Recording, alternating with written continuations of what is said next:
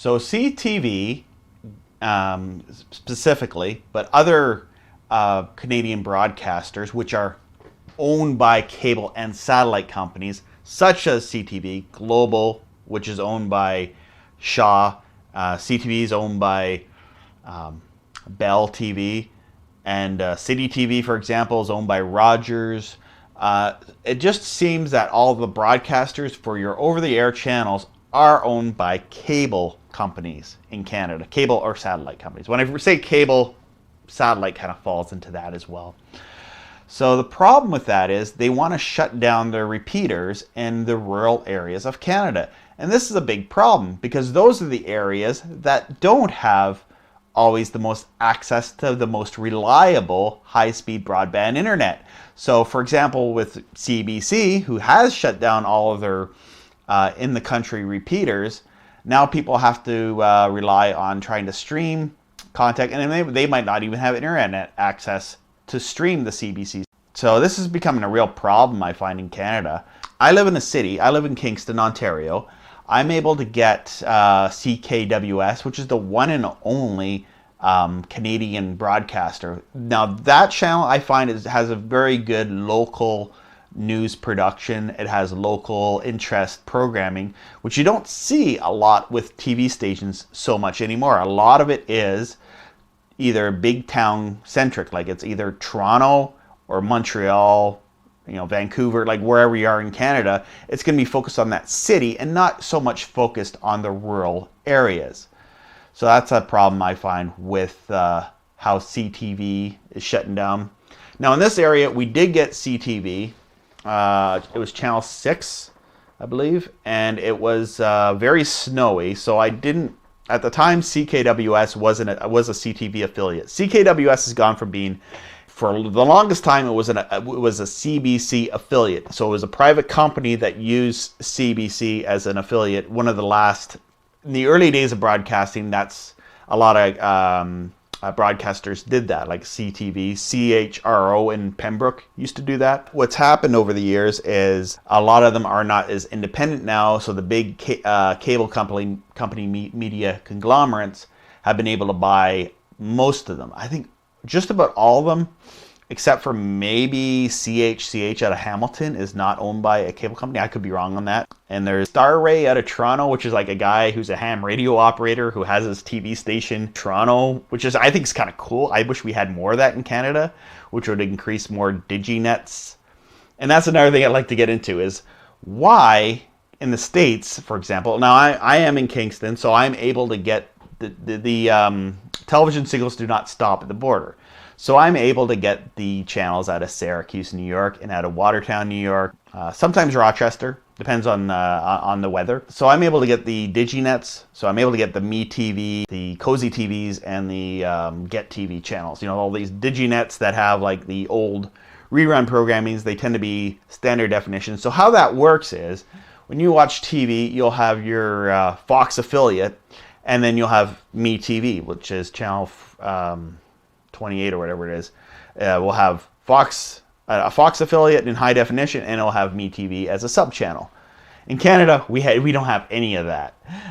We don't have any sub-channels to speak of. I think there's a few broadcasters that might implement that, but it's very, you probably count on this hand how many they are. Rebroadcasters of CJOH DT, CTV Ottawa, CJOH TV 47 they want to shut it down for May 2nd, 2020, a reach of 75,000 people. CJOH TV 6 Deseronto, October 2020, a reach of 400,000 people. Although I think this is the one, I find I can't get this one anymore at all. I used to be able to get it. I thought they shut it down already. Rebroadcasts of CKCO Kitchener, CKCO TV Oil Springs wants to shut down on May 2nd, 2020. A lot of these are in 2020. In North Bay, they proposed to shut down CKNY North Bay CTV Northern Ontario. Used to be MCTV. CKNY Hudsville 9, October 2020, has a reach of 174,000 people. and a rebroadcast of CITO TV Timmins, Northern Ontario. And CITO TV2 wants to shut down on December 2nd, 2021, which has a reach of 88,472 people. So CTV shutting down its repeaters. Now in this area, in many areas, we can't get CTV or CTV2 programming. Bell's, which is a big cable company, Bell 5 TV and Bell. See, they don't want people to have over the air. They want people to subscribe to their service. But not everyone wants to subscribe.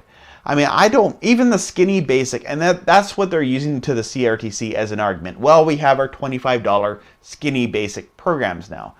The problem with that is, well, first off, it's not an entitlement when there's ads there's advertising in the programming, which is fine because traditionally free TV was free. Like you can get TV, and it's becoming more and more where these companies in Canada want to charge for that. South of the border, you can get all of your network TVs. There's tons of free TV that you can get streaming over the air. But here in Canada, it seems to be going away in the rural areas. Now, in areas like Ottawa, Toronto, Montreal, for example, they have lots of over the air. They don't want to shut down their TV stations like out of Ottawa. CTV still broadcasts on Channel 13 Digital out of Ottawa, and they broadcast in Toronto, but I can't get either Toronto or Ottawa in my area. I'm too far away from them. I get the American channels, no problem, but the other Canadian channels I'm not able to get in this area. Then there's CBC, which is a double pay system that we have now, how they've gone about it. The current government has given them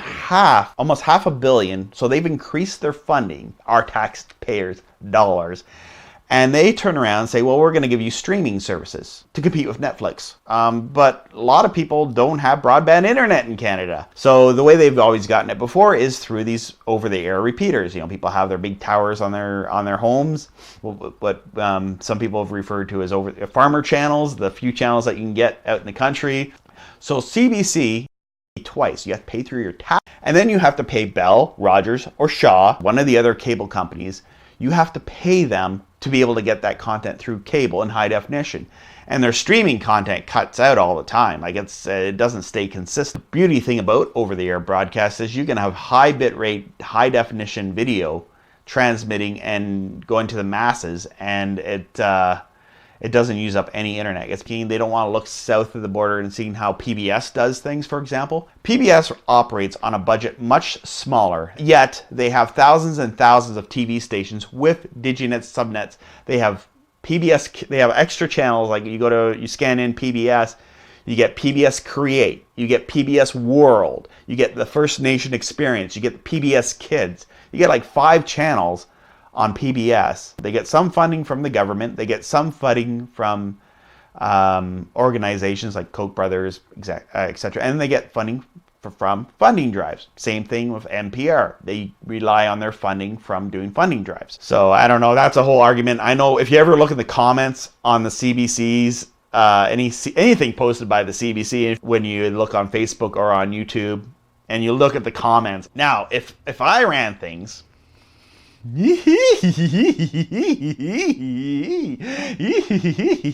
I'm so smart. People should listen to me. So that was a problem. If you want to learn more about the LTSS program, click up here and you can learn about that. I've done a video on that. See, most of the world uses free satellite TV. Free satellite TV receivers like $50 on Amazon. My opinion on things is they should have free-to-air solution, considering the fact that receivers are like $50, same thing as what an over-the-air receiver is.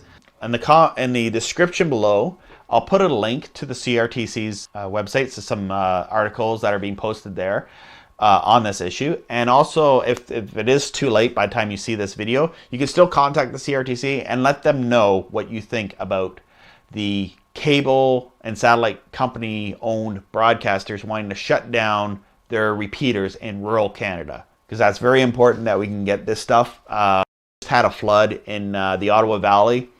It was probably one of the worst floods that we've had since the 1960s. They actually had a worse flood in the 1960s, but they're saying it's the worst ever, but it actually was worse in the 60s. So we just had a flood. We just had flooding in the Ottawa Valley up in Pembroke.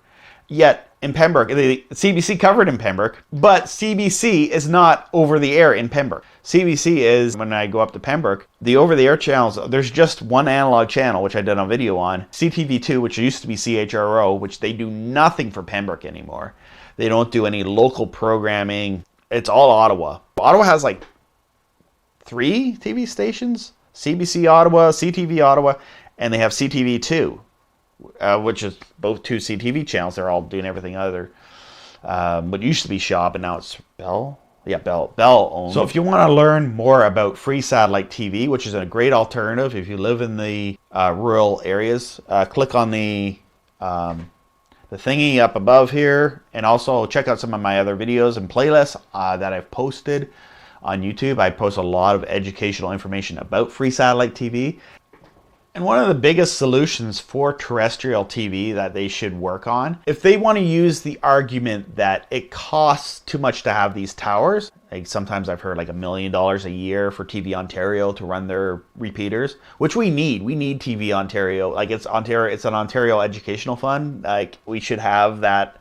Like I can barely get it only on clear days where I live. I feel that TV Ontario, on the Ontario Educational Fund, should basically like a sub-channel to any CBC broadcast, because it would just help the reach of the area. What the point is, over-the-air sub-channels, maybe we should look at doing that, especially with, now we're going to get into ATSC 3, which I'm looking at Canada. I don't know if Canada is going to, like, the areas that they care about, that the cable companies seem to care about, which is the Toronto, Montreal, Ottawa, Vancouver, those areas. The areas they care about. They don't care about the cable company and satellite company. They don't seem to care about, I guess they call us the flyover country. They don't care about Kingston. They don't care about Pembroke. They don't care about North Bay. They don't care about those. They don't care about Sault Ste. Marie. They just care about Ottawa, Toronto, and Montreal. That seems to be all that matters to them. But they want your money. If you live in Sault Ste. Marie, Shaw wants your money. If you live in Carleton Place, Rogers wants your money. If you live in Almont, Rogers wants your money. Bell wants your money. So what is the future of Canadian content from what I can see? Well, I see a lot more Canadians watching more American content with the way that the cable and satellite companies are going about it. The only people I know these days, for the most part, who still have cable or satellite subscriptions are people north of 50, baby boomers, people who are set in their ways and they don't want to start streaming or using an antenna. So does that mean that the cable companies are not going to be around forever? At least the way they are, because they seem to be losing more and more subscribers. A lot of people are cutting the cord. I hate cutting the cord. Like, I hate the imagery of cut the cord where they're cutting the cable. It's like, save the cable. You can use it for an antenna. I hate when I see like the articles that the journalists write and then they have that picture of the scissors cutting the cable. I hate that because it's like, save the cable. Use it for an antenna setup. Or if it's RG6, you can use it for a free-to-air satellite dish and get a $50 receiver and anybody at at least that Galaxy 19 or at 125 West and get the PBS channels, which I've done a video on. It's a beautiful day in the neighborhood, a beautiful day in the neighborhood. Won't you be my neighbor? One thing I do want to see, though, I love Daniel Tiger carrying on the tradition. Mr. Rogers did start with CBC, and I do believe we should have a CBC classic Canadian TV, have Sun TV, which was a innovated channel by the Sun Media Group, and then they became the Sun News Channel. But I liked before when they were the first digital over-the-air channel. My Secret Identity used to be on that channel. That was a Canadian program with O'Connell, I forget, Jerry O'Connell, the fat kid from Stand By Me. That was a cool show. And what else was there? Like, I don't know, I'm not against Canadian TV. Some Canadian TV is good. But the thing is, why Canadians have this sour taste, because we have stuff jammed down our throats that we don't care about. But I think it would be cool to have just a standard definition sub-channel that shows old programming. Lots of Mr. Dressup and The Friendly Giant and Fred Penner's Place and stuff like that. And Beachcombers, the Drassy Junior High, all those Canadian shows, which are good shows. I mean, there's still value in them. I mean, I'd like to watch them. Like it's doing well in the States. Me TV, Get TV, Cozy TV. A lot of people watch that stuff because of all the old retro programming. A lot of it is on C-band satellite. C-band is great. A lot of people don't realize you can still get tons of channels on one of those 8-foot C-band satellite dishes, because our selection of television in Canada was always much smaller than what we had in the United States. We, in the 80s, might have had 40 to 50 cable channels, where if those lucky people who had a C-band satellite dish would have like hundreds and hundreds of channels and movies and things like that. That was before the internet, before streaming, before Netflix. And that's the thing, is all the Canadians I know, if I ask them, they don't even have an antenna hooked up to their TV. Because there's so little information about antenna viewing, people are not aware that they can get free programming through an antenna. I think the cable companies have worked really hard, make people think that you can't get TV with an antenna. And what people have done instead is went the streaming option if you live in a city where you have access to high-speed internet. So please give this video a like, share, and subscribe. Share with your friends. In the comments, if you have anything you'd like to add, we'd like to hear from you. Yeah, so there's a lot of information I've created about that, but free satellite TV, hashtag free satellite TV. You'll find all sorts of videos on this topic. I've created a playlist on it. And you can contact me on Facebook at Robbie Strike Videos. Just, if you need any help, I've been helping lots of people. Sometimes I will be just pointing you toward a video that I created, but sometimes that's why I created it. When someone asks me a question, I've done a video for that. So thank you so much, and have a great day. And please come like and share my page for my videos, and join this group here for free satellite TV in North America and over-the-air streaming. And I've also opened up this new page here, Free Satellite TV 1 on Facebook. But I'm just going to keep that information. I'm just going to try to keep that just relevant to newer people.